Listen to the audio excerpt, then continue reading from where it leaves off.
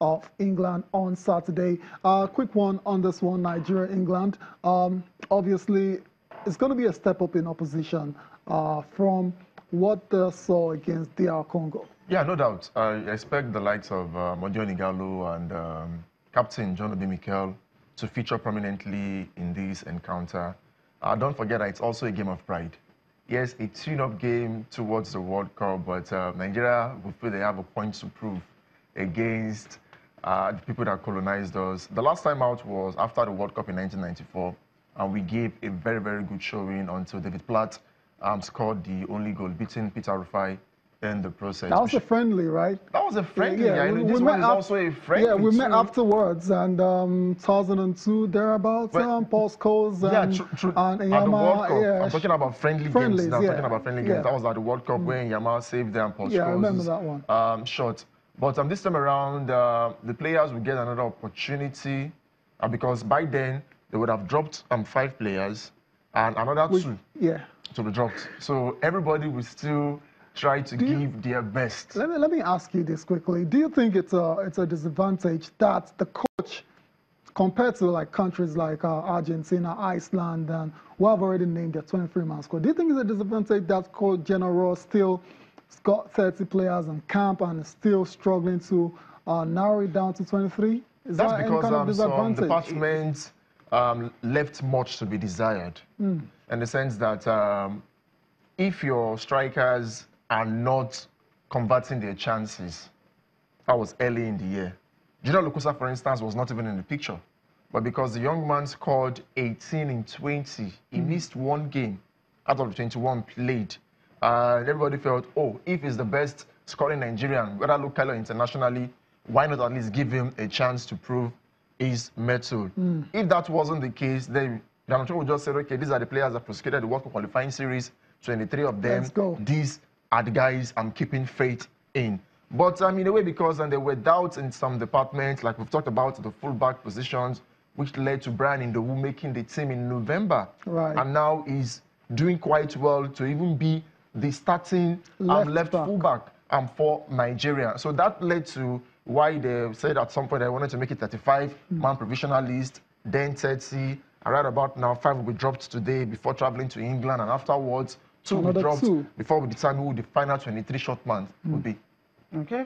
So from all the news we're getting right now from that camp, although Nigerian Football Federation have not really made this official, you have 5 players that have been dropped. You have Moses Simon, Dele Ajiboye, Uche Dele Ajiboye. Why do I keep using Ajiboye? I remember 2002. That's what Mr. Uche Agbo. Yeah. Uche Agbo also. Then Stephen Eze and Junior Lokosa. These are the players. I mean, from all the news everywhere, these are the players that have been dropped. But we need to get official confirmation from Nigerian Football Federation. We're waiting for that press release that they will just tell us.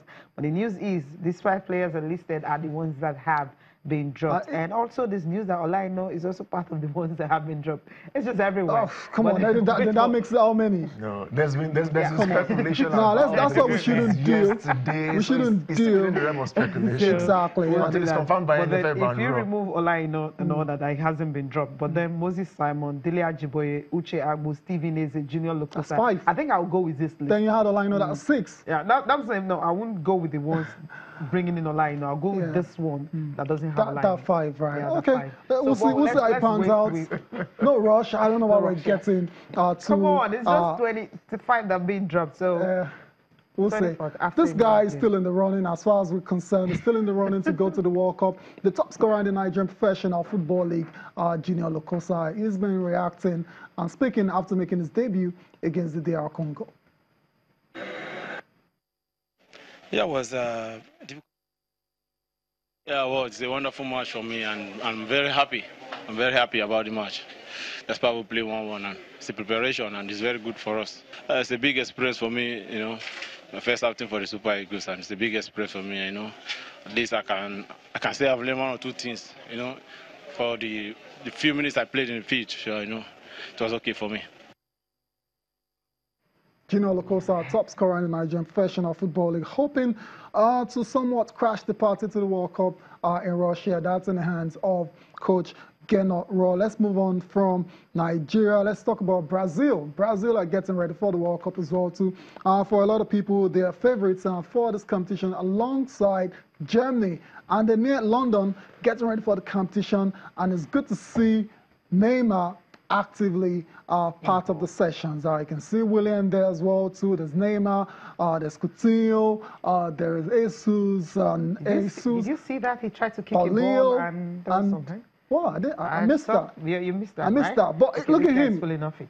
He's working well. It looks like he's all right now. Did you see that? And, he was trying to juggle the ball and he just couldn't do it well. We know Neymar, he can be there for like... Maybe he's just messing around. I don't think we should read much meaning into that one at all. Brazil getting ready for the World Cup. How do you rate their chances considering what this man has done, Tite, since taking over last year? It's been very impressive. No doubt Brazil, they are one of the favorites for every World Cup, going into every World Cup. Right.